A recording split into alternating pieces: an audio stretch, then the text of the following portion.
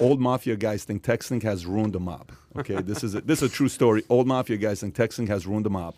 It's common knowledge that the New York's infamous five families aren't quite what they used to be, worn down by the feds, upstart competitors, and a changing world in general. According to the Wall Street Journal, though, they have another problem. The goddamn youngs and their cell phones. This is truly the article. I just read the article. The paper wrote that today's new roster of gangsters isn't exactly impressing the old guard, especially because some lack the sense to not leave incriminating text messages or logs behind. A new generation of wise guys didn't properly learn the business. Older members complained that the millennials who grew up in the suburbs instead of the city streets are softer, dumber, and not as loyal as mobsters of the past. Plus, they're always texting. Everything is on the phone with them, said a former maid member of the Colombo family. So do you agree with these guys? It's Well, I mean, Gerard's half Mafia at this point. I tell you, so, man. Go ahead. I do, but I think it's the camera phones more than anything else. And it's like, there's kids I used to coach, and I would tell them, like, listen, you want to go to college coaches, they're going to scrub your social media. And, like, it's like I couldn't even get the sentence out before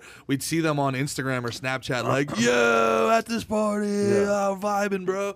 It's a vibe. And I'm like, dude, like, there's booze everywhere. You're 16. What are you doing? Yeah. I just couldn't understand it on, like, I couldn't wrap my brain around the things I used to do to try to sneak into the house, right, and not be detected when I was out with my friends or we had, like, a couple drinks or something like that as a teenager. It took real skill, though. Yeah, and then you're coming in and, like, you're doing the mouthwash, like, your parents don't know. Oh, yeah, you're doing mouthwash at 11 o'clock at night. whiskey Yeah, bottles. exactly. So that they can get up to the lines. The things that we did to try to keep our dirt secret, and these guys lived their whole life on Front Street.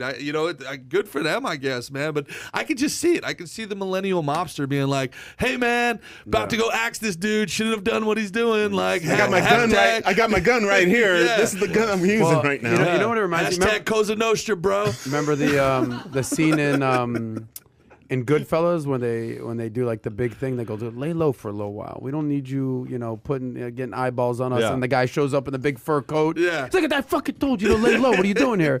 At this point, it's because it's a sign of the time. Social media, Snapchat, Instagram, TikTok. Yeah. If you did something and you don't put it on social media, did it even really happen? Yeah. So validation, it's putting out there. Like, the cell phone has killed the mob. So if you enjoyed this little short segment from the podcast that we did, here's another short segment to watch. Or if you want to see the entire podcast, click over here. Take care, everybody. Bye-bye.